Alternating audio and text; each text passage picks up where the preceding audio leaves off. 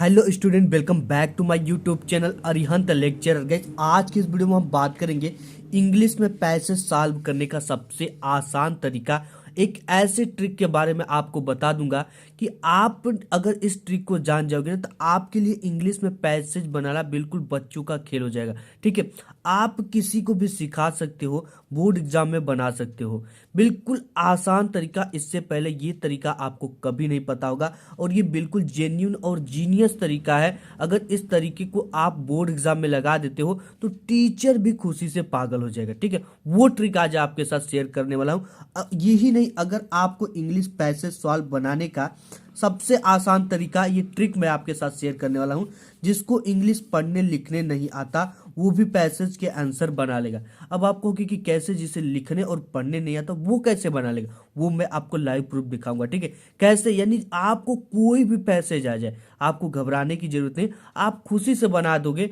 और यही नहीं, इस ट्रिक को अगर लगा देख लेगा एग्जामिनर, टीचर खुश होकर पूरा नंबर दे देगा। क्योंकि ये जो ट्रिक काम करता है ये ग्रामर के रूल पे काम करता है और ये छोटी सी ट्रिक आपको पता हो जाएगी तो आपके लिए बच्चों का खेल हो जाएगा पैसेज सॉल्व करने। आपने अगर इस वीडियो पे क्लिक किया है, आप 10th या 12th या किसी भी क्लास के स्टूडेंट हो, तो ये वीडियो आपके लिए बहुत ज़्यादा इंपॉर्टेंट है। ठीक है, और आपने अगर क्लिक किया तो आप एक लकी इंसान हो। वीडियो को शुरू से लेकर अंत तक जरूर देख लेना। इसमें देखो हम बताएंगे आपको अब कैसे करना है। सबसे पहले यहाँ पे हमारे पास पेपर है, यहाँ से शुरू होता है आपका पार्ट बी। पार्ट बी जो होता है वो रीडिंग के अंतर्गत आता है, जिसे आप अनसीन पैसेज कह सकते हैं या पैसेज सॉल्व करना। ठीक है, इसके नीचे 4 क्वेश्चन देता है। इस क्वेश्चन को सबसे पहले आपको क्या करना है, इसमें तो बोल रखा है कि read the following passage carefully and answer the question given below it. सबसे पहले ये दे रखा है कि आपको पैसेज पढ़ना है और पैसेज के नीचे दिए गए प्रश्नों के उत्तर देना। तो मैं आपसे ये चीजें कहूंगा कि पैसेज को आपको सबसे पहले पढ़ना नहीं है, सबसे पहले पैसेज के नीचे दिए गए क्वेश्चन को पढ़ना है। अब आइए हम क्वेश्चन को, इसको हमने नहीं पढ़ा। ठीक है, हम क्या किया, डायरेक्ट इसके नीचे दिए गए क्वेश्चन को पढ़ लिया। Why was the shopkeeper surprised, यानी कि शॉपकीपर जो था, दुकानदार, तो वो क्यों आश्चर्य था। तो हमने इसको पढ़ लिया, ये बोला है। ठीक है, इसका नियम ये है कि नीचे दिए गए क्वेश्चन को सबसे पहले पढ़ना है। अब क्वेश्चन में आपको मेन वर्ड को ध्यान में रखना है।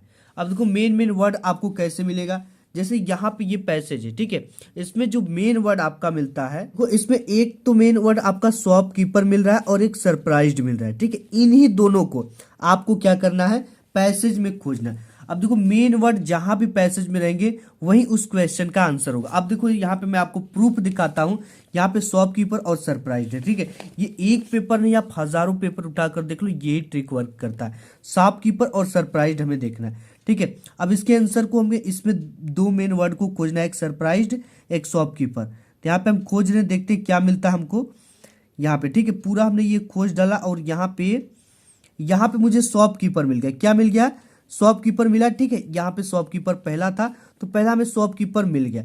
अब देखो हमने बताया, इसमें लिखा है कि मेन वर्ड जहां भी पैसेज में रहेंगे वही उस क्वेश्चन का आंसर होगा, यानी कि इसके पीछे आप जाओ। ठीक है, ये जो लाइन शुरू हुई है यहाँ से, ये फुल स्टॉप के बाद से शुरू हुई है, तो यहां से लेकर और ये पूरी लाइन इसका आंसर होगा। ठीक है, जहां भी मेन वर्ड मिले वही उसका पूरा आंसर होगा। तो ये पूरी लाइन क्या हो गई, इसकी आंसर हो गई। यहां से लेकर ये शुरू हुई है और यहाँ पे खत्म हुई है, तो ये इसकी पूरी आंसर हो गई। ठीक है, देखो आपको नहीं पढ़ना आता, इसके लिए मैं प्रूफ आपको बता दूं। ये बोला कि why was the shopkeeper surprised, shopkeeper था जो दुकानदार था वो आश्चर्य क्यों था। देखो ही परचेज्ड, उन्होंने खरीदा ऑल द बर्ड्स, उसके सभी पक्षी, फ्रॉम द शॉपकीपर से, एंड सेट देम फ्री, और उसे उड़ा दिया। एट दिस, यह देखकर the shopkeeper was surprised, shopkeeper आश्चर्य था। बिल्कुल आसान है कि नहीं, बिल्कुल बच्चों का खेल है। अब देखो आपको शुरुआत कैसे करनी। सबसे पहले यहाँ पे आपको पार्ट बी है तो कॉपी के हेड पे लिख देना है पार्ट बी, और रीडिंग करें तो रीडिंग लिखना। कैसे लिखना है ये हम देख लेते हैं। इसको देखो आपको लिखना कैसे, क्वेश्चन से आंसर बनाने का जो सही तरीका है, जिसे टीचर केवल क्वेश्चन के आंसर बनाने के तरीका को ही देखकर आपको पूरा नंबर दे देगा, ये मैं आपको बताता हूँ। ठीक है, तो सबसे पहले आपको जो शुरुआत, देखो यहाँ पे लिखा गया है कि देखो क्वेश्चन का आंसर लिखते समय क्वेश्चन वर्ड को जरूर हटा देना। क्वेश्चन वर्ड इसमें क्या है, जैसे वाई हो गया, क्वेश्चन वर्ड हो गया। ठीक है, वाई आ सकता है, हाउ आ सकता है, वाट आ सकता है, हु आ सकता है। तो इस वाई को सबसे पहले हटा देना है और कभी भी क्वेश्चन क्वेश्चन वर्ड को आंसर में नहीं लिखना, इसे तो हमें हटा देना है। ठीक है, अब हमें लिखना किससे है, हमें सबसे पहले सब्जेक्ट से शुरुआत करें। अब हमें सब्जेक्ट कैसे मिलेगा, ठीक है, सबसे पहले आप देखो ये एक क्या है, क्वेश्चन वर्ड है, इसके बाद हेल्पिंग वर्ब लगा रहेगा और हेल्पिंग वर्ब के जस्ट बाद सब्जेक्ट यहाँ पे लगा होगा। ठीक है, जस्ट बाद ही सब्जेक्ट लगा होता है, इससे आपको यही चीजें पहले लिखना है। जैसे इसमें हेल्पिंग वर्ब क्या, डिड, डिड के जस्ट बाद द मैन क्या है, सब्जेक्ट है। ठीक है, ये सभी में यही रूल होता है। तो आपको सबसे पहले क्या लिखना है, आपको क्वेश्चन से आंसर बनाते समय सबसे पहले जो शुरुआत करनी है वो सब्जेक्ट से करनी। सब्जेक्ट क्या मिला हमें, द शॉप कीपर। तो हम यहाँ पे लिखेंगे आंसर टू क्वेश्चन नंबर, हम किस क्वेश्चन को करने जा रहे हैं, यहाँ पे पहले नंबर को। ठीक है, पहले नंबर को करें तो यहाँ पहला नंबर डाल देंगे, ए होगा तो ए डाल देंगे। तो यहाँ से आंसर लिखेंगे द शॉप कीपर। अब देखो यहाँ पे हमने लिख दिया क्या, द शॉप कीपर। ठीक है, द शॉप कीपर। अब एक चीज आपको ध्यान देना है कि जो टेंस का हम पैसेज का आंसर बनाएंगे वो जिस टेंस में उसी टेंस में उसका आंसर भी होता है, ये ग्रामर का रूल कहता है। अब यहाँ पे वाज जो है ना, आपको जो भी हेल्पिंग वर्ब लगा सब्जेक्ट के जस्ट बाद उस हेल्पिंग वर्ब को यहाँ पे ऐड कर देना है। ठीक है, हेल्पिंग वर्ब को क्या कर देना है, यहीं पर ऐड कर देना है। यहाँ पे वाज लगा है तो हेल्पिंग वर्ब के जस्ट सब्जेक्ट के जस्ट बाद क्या लगा देंगे, हेल्पिंग वर्ब लगा देंगे। ठीक है, यानी वाज को हमें उठाकर कहाँ पे रख देना है, सब्जेक्ट के जस्ट बाद, यानी जो इसके आगे लगा है इसके बाद लगा देंगे। ठीक, जो भी यहाँ पे वाज लग सकता है, वर लग सकता है, हैड लग सकता है, हैज लग सकता है, जो भी लगा हो उसको यहाँ पे उठाकर लगा देना। तो द शॉप कीपर, वाज लगा तो हम क्या लगा देंगे, यहाँ पे वाज लगा दिया, वाज। इसके बाद क्या है, सरप्राइज्ड। अब यहाँ पे हमने लिख दिया द शॉपकीपर वाज सरप्राइज्ड। अब इसके बाद देखो जैसे ही हम क्वेश्चन का आंसर बनाते हैं, इतना लिखने के बाद आप यहाँ पे सो दैट लगा सकते हो, बिकाज लगा सकते हो। बिकाज मतलब होता है क्योंकि, तो आप बिकाज की सिंपली मीनिंग याद कर लो, आपको यही लिखना है। ठीक है, बिकाज। अब इसके बाद इस क्वेश्चन का आंसर हमें कहाँ से लिखना है, because he purchase all the bird from the shopkeeper and set them free. इसी को हमको उतार देना है। यहां से मैंने उठाया, ही से उठाया और and them and set them free तक पूरा लिख दिया। ठीक है, the shopkeeper was surprised because he purchase all the birds from the shopkeeper and set them free. बस इतना लिख दो, आपको ये कितने नंबर का है, पूरा का पूरा नंबर आपको मिल जाएगा। ठीक है, एक भी नंबर नहीं कटेगा और इस ट्रिक को टीचर देखकर खुश हो जाएगा क्योंकि ये जीनियस ट्रिक है और आपने ग्रामर के रूल को भी फॉलो किया है। अब देखो आपको मैंने बताया कि आपको पढ़ने नहीं आता तो भी आप इसका आंसर लिख कर आओगे। जैसे दूसरा है यहाँ पे, व्हाट डिड द मैन से द शॉपकीपर, यानी कि आदमी ने शॉपकीपर से क्या कहा। ठीक है, इसी चीज को हमें, अब इसमें क्या है, इसमें मेन वर्ड मेरा पहला क्या मिल गया, मैन मिल गया। क्या मिला है, मैन। इसको हमको कहाँ पे खोजना है, पैसेज में खोजना है। ठीक है, पैसेज में आइए खोजते हैं, ये पूरा हमने खोज लिया और यहाँ पे आपको मैन मिल गया। क्या मिल गया, मैन।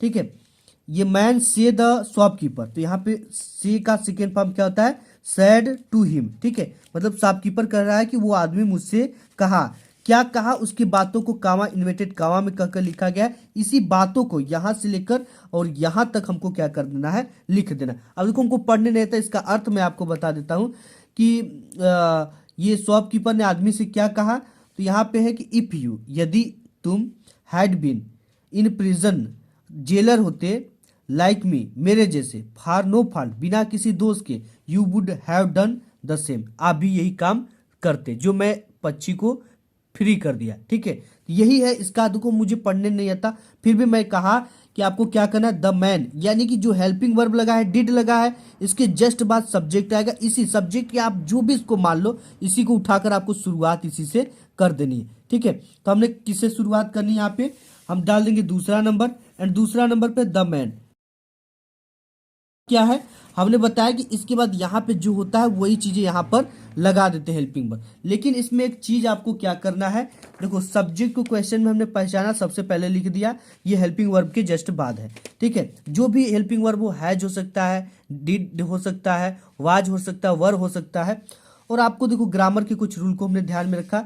अब इसके बाद देखो क्वेश्चन में आए हुए डिड को हटा दिया जाता है। जब भी क्वेश्चन में डिड आए तो आपको ध्यान देना कि डिड को हम क्या कर देंगे, हटा देंगे और वर्ब का सेकेंड फॉर्म लगा देते हैं। ठीक है, जैसे सी का सेकेंड फॉर्म क्या हो जाएगा, सैड हो जाएगा, तो इसको हम लगा देंगे। ठीक है, सी की जगह पे क्या लगा देंगे, वर्ब का सेकेंड फॉर्म लगा देंगे। ठीक है, और जैसे आपका काल का सेकेंड फॉर्म क्या होता है, कार्ड होता है। तो जो सेकेंड फॉर्म होता है ना, अक्सर जो वर्ब होता है उसमें डी या ईडी लगाने से बनता है। डी या ईडी, जैसे प्ले है तो प्ले का अगर सेकेंड फॉर्म बनेगा तो प्लेट बनेगा।